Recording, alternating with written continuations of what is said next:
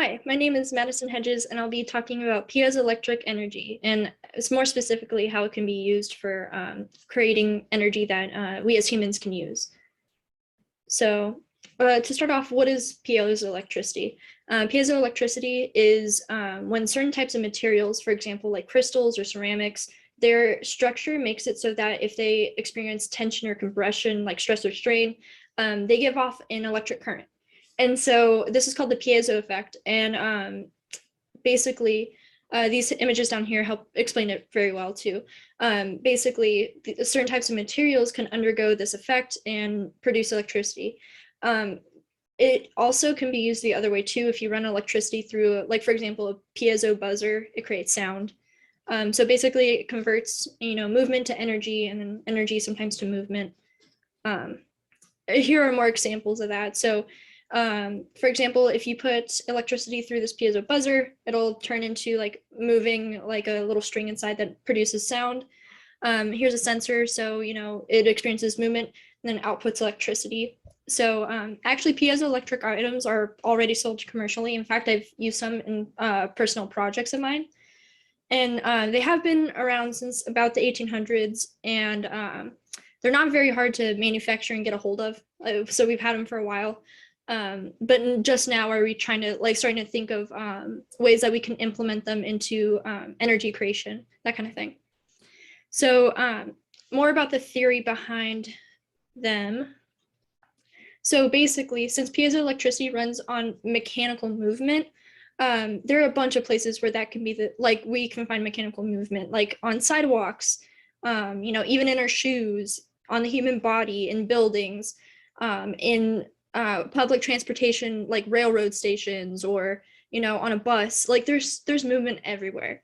And so the idea, at least according to many people doing research on piezo right now, is to put devices on those areas, so like under the sidewalk or under the road, and use those sources to make electricity. And so some of the benefits, those include like having a large pool to draw from. Again, anything that produces movement in this case could produce electricity, and so we won't really run out of any movement or motion anytime soon. So we have a large pool of like potential energy to draw from. It's also renewable. It comes from a source that's like always being created, so we wouldn't have to worry about it in the terms of like oil and natural gas, where it could potentially run out. That might not be the case, soon, but just in general, it comes from a source that does not run out. It's also very easy to use in a small scale. So again, I've used it in personal projects of mine, and maybe in rural areas, if they can get their hands on piezo sensors, they can produce their own electricity, which would be super cool. Basically, as long as you have a sensor and something that moves, you can make electricity. And it's also clean too. At least for the production of electricity itself. I mean, me walking doesn't produce any, NOx or SOx, so that's kind of nice. But I'll get more into that later too. So here's like a little graph I made with all the different types of energy that we kind of discussed. And so, some of the renewables include like solar and like solar thermal, solar photovoltaics, wind, geothermal, hydro, that kind of stuff. Piezo fits into the renewable category, which is pretty cool. And then some of the non-renewables over here are like coal, natural gas, nuclear, that kind of stuff. And then also I went in and I compared costs of like different types of plants from a couple of different sources up here. And so in this case, cost would be defined as how much the plant would be if it was completed like basically overnight with like no interest, no issues, that kind of thing. And it's all in dollars per kilowatt. So it's kind of broken up differently. It's not just like, oh, it costs $1 million to build a nuclear power plant. It's more of like how is it divided kind of thing. So down on the lower ends are combined natural gas plants and like solar PV tracking, onshore wind. And then we get up to the 3,000 to 5,000 range. And we see things like geothermal, hydroelectric, offshore wind, that kind of stuff. Like geothermal getting a little bit more expensive, not as cheap as like the $1,000 range. And then some of the most expensive would be nuclear light water reactors and like coal plants with like every single pollutant control, that kind of stuff. And piezoelectric is actually up there on the spectrum. It's closer to $6,500. At least that's what it's estimated as. There are studies being done still that are looking into how much it would cost to actually implement piezoelectricity. And basically every article I read was guessing that it would be towards the high end because it's not implemented wide scale yet. So that's, again, I will get more into that in the disadvantages. So here are some of the drawbacks. So some of the main drawbacks include it's not implemented large scale yet. So like obviously we don't have like sensors under roads or anything or in sidewalks. So it's still pretty much in the research phase. We're not 100% sure if, you know, we can implement this everywhere yet. And this also means that there would have to be a huge infrastructure change in terms of having to, like, you know, lift sidewalks so you can put the sensors under there kind of thing. Or in future city planning, we would have to make sure that sidewalks and roads are made with piezoelectricity in mind. So that would mean we have to do things differently, or we'd have to change stuff, which would cost money. It's also pretty inefficient. I have a slide on this next, but estimates range that piezoelectricity, from turning the movement into electricity, it's about 6 to 10% efficient, which is almost like some forms of solar. So it's definitely on the lower end of the efficiency spectrum. And also something to watch out for, this isn't necessarily a drawback, but it's something to keep in mind, is disposal.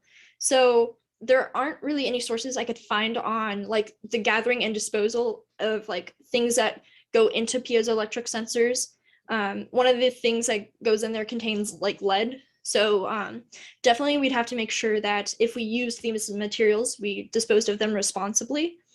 And just because I couldn't find anything on it, I put it under the drawback category just to make sure, because it could fall under e-waste, which is something that we talked about in class. So that could be a drawback, is we don't regulate how things are disposed and it becomes e-waste, which would be bad.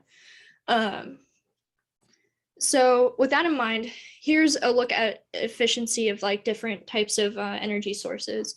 So, you know, some of the more efficient types, and in this case, efficiency would also be defined on how easy it is to turn like a source into electricity. So hydroelectric is on the more efficient end. You know, like we have falling water, that's pretty easy, turns the turbine, awesome. And then we got like, you know, biomass, the horizontal, like the horizontal wind tower. And then we got natural gas, coal, you know, nuclear, Stirling dish. Now we're starting to really drop off into the 30% categories, you know, solar tower, silicon and like solar PV panels. And then geothermal has a range. And then piezoelectric is like down there. It's like 6 to 12% efficient. So that's definitely not the best. But looking at it more in terms of large scale implementation, my thoughts include like with furthering research, we could potentially lower the cost and increase the efficiency. If research proves to be useful and helpful, we could discover new ways that we could implement piezoelectricity into, you know, structures and roads, sidewalks, that kind of thing.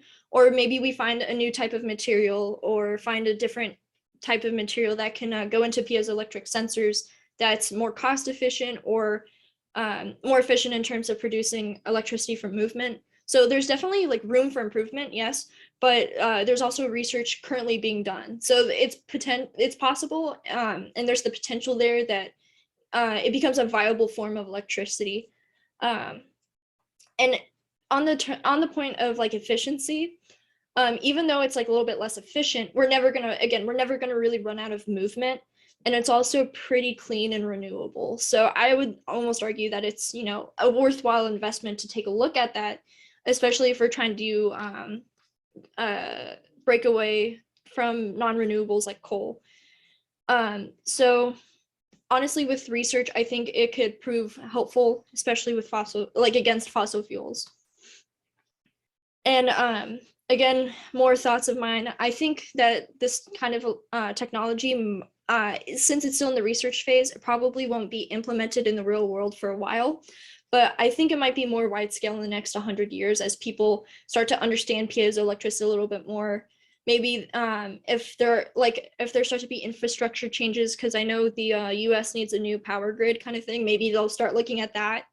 And depending on how necessary renewable energy becomes, especially with like the climate change crisis, we might start to look at more renewable energies instead of just like keeping on with coal and oil, that kind of stuff.